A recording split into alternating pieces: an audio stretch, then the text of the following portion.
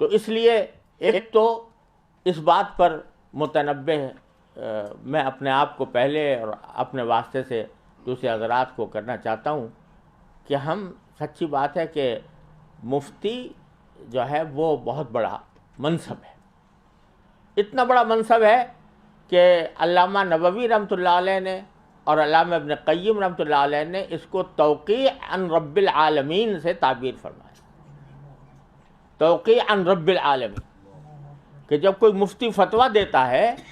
تو وہ در حقیقت رب العالمین کی طرف سے دستخط کر رہا ہوتا ہے۔ جو جب انسان سے پوچھا جائے کہ یہ چیز حلال ہے یا حرام ہے تو وَلَا تَقُولُوا لِمَا أَلْسِنَتُكُمُ الْكَذِبَ هَذَا حَلَالٌ وَهَذَا حَرَامٌ لِتَفْتَرُوا عَلَى اللَّهِ۔ اللہ تعالیٰ نے یہ فرمایا کہ یہ انسان کا کام نہیں ہے جو یہ کہے کہ یہ حلال ہے یا یہ حرام ہے، یہ کام تو کس کا ہے؟ اللہ جل جلالہ کا۔ اگر ہم یہ کہہ رہے ہیں کہ شریعت میں یہ حلال ہے تو ہم رسول اللہ جل جلالہ کی طرف سے نائب بن کر، اس کے وکیل بن کر ہم دستخط کر رہے ہوتے ہیں۔ تو یہ توقیع عن رب العالمین ہے۔ یہ تو در حقیقت اتنا نازک کام ہے، اتنا نازک کام ہے۔ حضرت امام مالک رحمۃ اللہ علیہ جیسا شخص، جو میں نے چاروں فقہ کا مطالعہ کرنے کی کوشش کی ہے، خاص طور سے جب میں فقہ البیوع لکھ رہا تھا اور تکمل فتح الملہم لکھنے کے دوران بھی چاروں فقہوں کا جائزہ لینے کی کوشش کی۔ جس قدر تدقیق امام مالک رحمۃ اللہ علیہ کے مذہب میں نظر آئی کسی مذہب میں نہیں ہے، جتنی تفریعات ان کے مذہب میں نظر آئی اور کسی مذہب میں نہیں ہے۔ لیکن وہ فرماتے ہیں امام مالک رحمۃ اللہ علیہ کہ جب تک مجھے 70 اپنے وقت کے علماء نے اجازت نہیں دے دی اس وقت تک میں نے فتویٰ دینا شروع نہیں کیا۔ 70 علماء وقت نے جب یہ کہہ دیا کہ ہاں تم فتویٰ آپ دے سکتے ہو تو میں فتویٰ دینے کے لیے بیٹھا، اور اس کے باوجود ان کو کبھی، میں نے کتاب میں نقل کیا ہے کہ ان کو کبھی لا ادری کہنے سے کبھی کوئی شرم نہیں محسوس ہوئی۔ اتنا بڑا امام،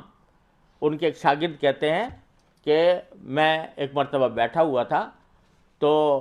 لوگ آ رہے تھے، سوالات کر رہے تھے، پوچھ رہے تھے، تو ہر ایک سوال کے جواب میں کہہ رہے تھے لا ادری لا ادری۔ تو میں نے ان سے کہا میں نے غور کیا تو انہوں نے عدد لکھا ہے اس میں کہ کتنے سوالوں میں سے اکثر سوال کے جواب میں انہوں نے لا ادری فرمایا کہ مجھے نہیں معلوم۔ اور اللہ تبارک و تعالیٰ نے پھر ان سے وہ کام لیا کہ جس کا کوئی شمار کرنا ممکن نہیں ہے، اور حضرت امام مالک رحمۃ اللہ علیہ کے تلامذہ نے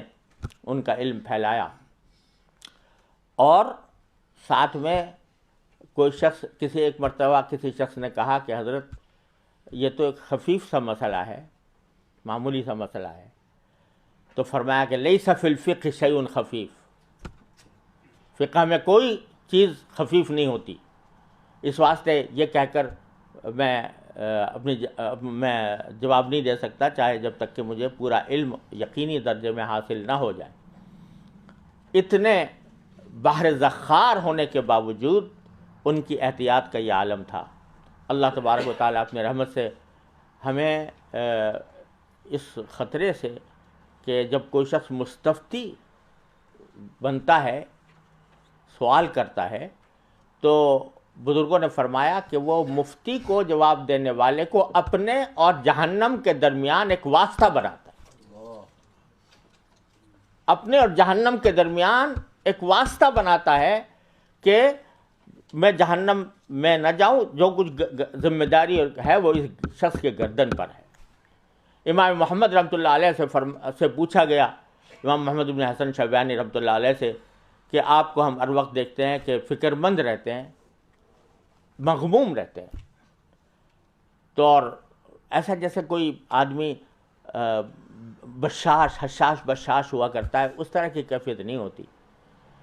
تو یہ میں نے اپنے والد ماجد رحمۃ اللہ علیہ سے سنا یہ بات کہ امام محمد نے جواب دیا کہ ما بال رجل جعل الناس عنقہ قنطرۃ الی الجنۃ والنار، کہ اس شخص کا کیا حال پوچھتے ہو جس کی گردن کو اللہ تبارک و تعالیٰ نے جہنم اور جنت کے درمیان لوگوں نے اس کو پل بنایا ہوا ہے، اس پل سے گزر کے وہ جنت میں جاتے ہیں، اور ساری ذمہ داری اس گردن کے اوپر ہے جو قنطرہ بنی ہوئی ہے، پل بنی ہوئی۔ تو ایک طرف تو یہ عالم ہے ان حضرات کا، امام مالک کا، امام ابو حنیفہ کا، امام شافعی کا۔ حضرت امام شافعی رحمۃ اللہ علیہ فرماتے ہیں کہ جب بھی کوئی شخص مجھ سے کوئی مسئلہ پوچھتا ہے تو تھوڑی دیر کے لیے میں اپنے آپ کو جنت اور جہنم دونوں پر پیش کرتا ہوں کہ جواب مجھے جنت میں لے جائے گا یا جہنم میں لے جائے گا۔ ایک طرف تو یہ حال ہے، اور دوسری طرف فتویٰ کو ایک آج کل ایسا بنا لیا گیا ہے کہ ہر ایک آدمی مفتی بننے کے لیے تیار ہے۔ میری رائے ہے، آئی تھنک دیٹ دس از حلال اور حرام، ہر ایک آدمی اپنی رائے پیش کرنے کو تیار ہے اور مفتی بننے کو تیار ہے۔ لما أوليت من نعم ألبي طامعا وجلا